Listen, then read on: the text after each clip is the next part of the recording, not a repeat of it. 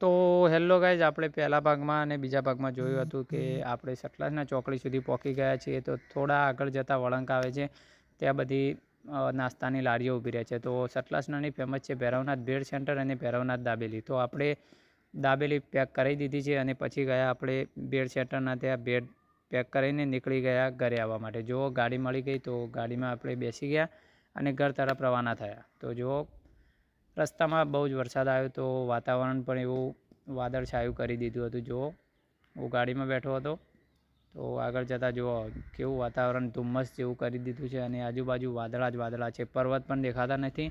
આપણે મોમનવાસ આવી ગયા, ત્યાંથી આગળ વળાંક લઈને વજાપુર તરફ રવાના થયા. ત્યાંથી આગળ આવ્યા તો જુઓ અમારા વજાપુર ગામનું સ્ટેશન દેખાયું. ત્યાં બહુ જ પાણી ભરાયેલું છે. તો ધીમે ધીમે મારા ઘરના જોડે આવી ગયા અને અમે ઘરે પહોંચી ગયા. તો વ્લોગ સારો લાગે તો ફોલો અને કમેન્ટ જરૂરથી કરજો.